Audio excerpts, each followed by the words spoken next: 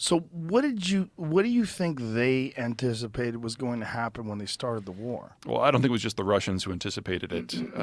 Ukraine, the last war in 2014, basically rolled over. They proved to be militarily incompetent. They were corrupt. They couldn't put up any sort of resistance. Crimea fell in just a matter of a couple of days.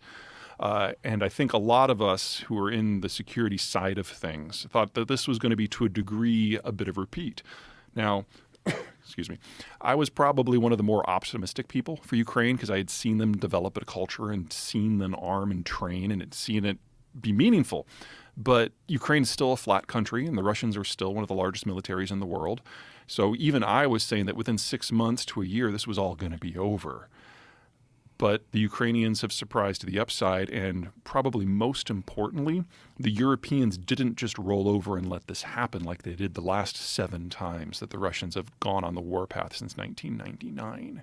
And that's changed the game fundamentally. And when you look at it going forward, if people didn't anticipate that the Ukrainians were going to be able to fight back as well as they have, and then you look at it going forward, like where does this go? Well, there's 2 paths here, and the problem is we haven't seen either side fight in their full glory yet, and until we have that fight, we really can't judge. In their full glory, like meaning? Well, the Ukrainians are the underdog, but they're in the process of rapidly arming with more and more sophisticated equipment. And by the time we get to May, they will have been able to do a lot of deferred maintenance on the equipment they captured from the Russians, which was more equipment than they started the war with. And there will be 60,000 Ukrainian troops that have trained in NATO countries with more advanced equipment back in the field. So, we get our Athens, if you will. On the other side, the Russians will have finished their second mobilization, and they will have at least another 500,000 men in the field. Now, they will be badly trained and badly equipped and badly led with low morale. But troops like that have a technical term attached to them. Russian. There's nothing about this war that is unique in Russian history. The first year is always an absolute shit show. And then the Russians throw bodies at the problem until it goes away. And in half of those wars, the Russians ultimately win.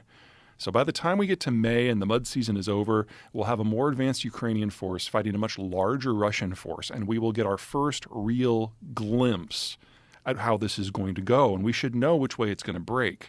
Now, it'll still take time. Because if the Russians are going to win, it's going to take them a year to overwhelm Ukrainian defenses, and then they have to occupy the country, and that's going to kill a couple million people. Or the Russians are going to be able to completely break the logistical supply chains that allow the Russian troops to even exist, and we'll have 500,000 dead Russians. And the Ukrainians will be able to push the Russians out of Crimea in the east. And then we get to talk about the next stage, because this is just the opening phase of what is going to be a multi-year and perhaps even multi-decade conflict.